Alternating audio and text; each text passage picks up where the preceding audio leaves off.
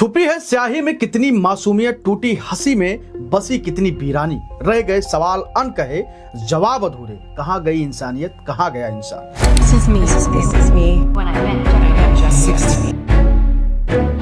When I met Jeffrey Epstein.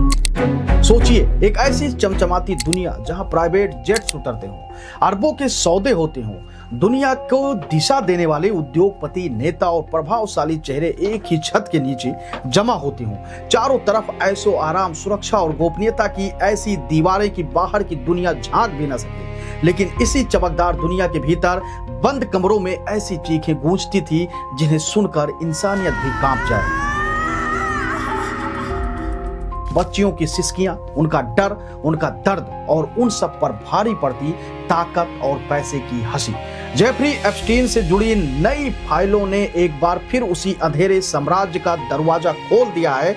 America के justice department द्वारा जारी दस्तावेजों में ऐसे गंभीर और चौंकाने वाले आरोप सामने आए हैं जिन्होंने दुनिया को हिलाकर रख दिया है। एक फाइल के मुताबिक 2 विदेशी महिलाओं की मौत यौन संबंधों के दौरान गला घोट जाने से हुई थी। आरोप है कि बाद में एप्स्टीन के एक कर्मचारी ने शवों को न्यू मैक्सिको स्थित उसके फार्म हाउस जीरो रेंच में दफना दिया।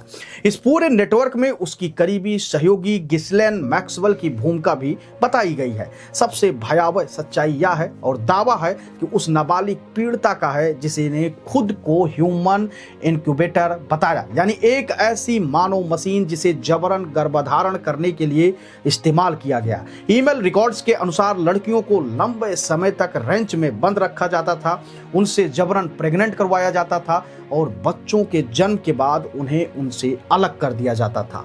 उन बच्चों का क्या हुआ, सबसे बड़ा सवाल यही है। इसका अभी तक कोई स्पष्ट रिकॉर्ड नहीं मिला है। एक पीड़िता ने तो इस यातना से तंग आकर आत्महत्या करने तक की कोशिश की। जांच फाइलों में यह भी सामने आया कि एप्स्टीन से जुड़े कई वित्तीय सौदे पारंपरिक बैंकिंग सिस्टम से नहीं बल्कि बिटकॉइन जैसी क्रिप्टोकरेंसी के जरिए किए जाते थे, ताकि लेन देन का कोई स्पष्ट ट्रेल ना मिले या कोई रिकॉर्ड ना मिले।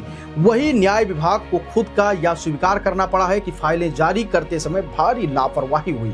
कई पीड़ितों की पहचान, तस्वीरें और यहां तक कि नाबालिगों के फोन नंबर तक सार्वजनिक दस्तावेजों में रह गए, जिन्हें काले निशान से छिपाया जाना था। दस्तावेज में रेडियो होस्ट और लेखक ब्रायन बिशप के ईमेल भी सामने आए हैं, जिनमें उन्होंने एप्स्टीन से एक ऐसे रिसर्च प्रोजेक्ट के लिए फंडिंग मांगी थी जिसे उन्होंने क्लोनिंग के करीब बताया था। एप्स्टीन निवेश को तैयार दिखा, लेकिन खुद सार्वजनिक चेहरा बनने से पीछे हट गया। एक अन्य ईमेल में किसी अज्ञात व्यक्ति ने एप्स्टीन को किसी को मारने की अनुमति देने जैसी बात भी लिखी थी। हालांकि इस पर एप्स्टीन का जवाब स्पष्ट नहीं मिला।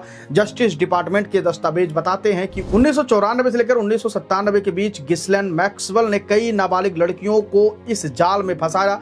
वह पहले उनसे दोस्ती करती थी, उनके परिवार और स्कूल के बारे में जानती थी, उन्हें फिल्म, शॉपिंग या पार्टियों में ले जाती थी। धीरे धीरे भरोसा जीतकर वह यौन विषयों को सामान्य बनाती, उनके सामने कपड़े उतारती और फिर मसाज के बहाने एप्स्टीन के पास भेजती थी।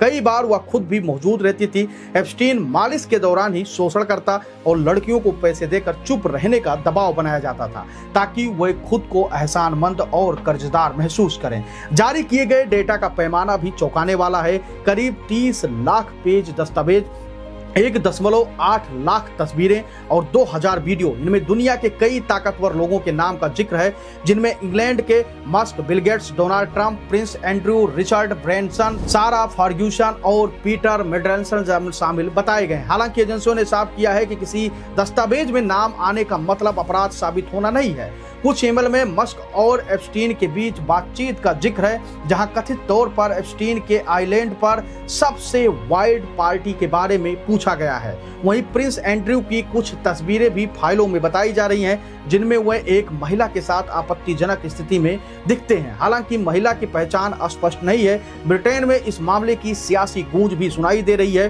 पूर्व राजदूत पीटर मिडलसन की तस्वीर सामने आने के बाद प्रधानमंत्री कीर स्टमर पर दबाव बढ़ा और उन्हें सार्वजनिक माफी मांगनी पड़ी। इसी बीच फाइलों में भारत के पूर्व उच्चायुक्त बीके सिन्हा का नाम का भी जिक्र सामने आया है। हालांकि किस संदर्भ में यह अभी स्पष्ट नहीं है और न ही कोई आधिकारिक आरोप लगा है। इस पूरे कांड की शुरुआत 2005 में फ्लोरिडा से हुई थी, जब एक 14 साल की लड़की की मां ने पुलिस में शिकायत दर्ज कराई कि मसाज के बहाने बुलाकर उसकी बेटी पर सेक्स का दबाव डाला गया। जांच बढ़ी तो करीब 50 नाबालिग पीड़िताओं की पहचान हुई। एप्स्टीन के आलीशान villa, private jet, Lolita express और हाई प्रोफाइल पार्टियों का काला सच धीरे धीरे सामने आने लगा। लेकिन रसूख इतना था कि 2008 में उसे सिर्फ 13 महीने की सजा हुई, वह भी ऐसी जिसमें दिन में जेल से बाहर जाने की छूट थी। 2019 में दोबारा सेक्स ट्रैफिकिंग के आरोप में गिरफ्तारी हुई उसकी, लेकिन मुकदमे से पहले ही जेल में उसकी मौत हो गई, जिसे आत्महत्या बताया गया। उसकी सहयोगी गिल्सेन मैक्सवेल की 2021 में दोषी ठहराया गया और 20 साल की सजा उसको भी सुनाई गई।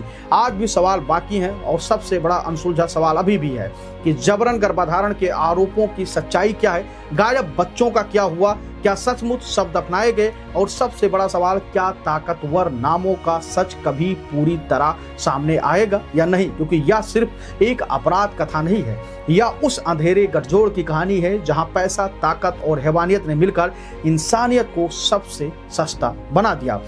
ये कहानी, ये फाइल्स कोई ऐसी वैसी नहीं है, इसने लाखों दिलों को तोड़ कर रख दिया, लोगों को झकझोर कर रख दिया है और सोचने पर मजबूर और विवश कर दिया है कि एक 7 साल, 6 साल, 8 साल, 9 साल, 12 साल, 13 साल, 14 साल और इस तरीके के उम्र के अंतराल की बच्चियों के साथ जिस प्रकार से इन लोगों ने हैवानियत की, वो भी बड़े चेहरे, बड़े नाम, और जो देश और दुनिया को चलाते हैं उन लोगों का नाम शामिल है। आखिर में क्या उनके अंदर मानवता मर गई थी, क्या उनके अंदर इंसानियत खत्म हो गई थी, जो इस तरीके के पार्टी को एंजॉय कर रहे थे एप्स्टीन के साथ मिलकर? और जिन लोगों का नाम इसमें है, अभी तमाम ऐसे डेटा आने बाकी हैं जिनके राज से पर्दा उठेगा और उन लोगों का काला चेहरा एक बार फिर से जनता के सामने होगा। आप अपनी राय हमको जरूर दीजिएगा और बताइएगा कि जिस प्रकार से इतने बड़े बड़े चेहरे, इतने ताकतवर लोग उस पार्टी में शामिल होते थे जहां पे यौन हिंसाएं करते थे, बच्चियों के मांस को खाते थे और बच्चियों को नचोसते घसोटते थे, उसको लेकर आप क्या कुछ सोचते हैं? आप अपनी राय हमको जरूर दीजिएगा। धन्यवाद।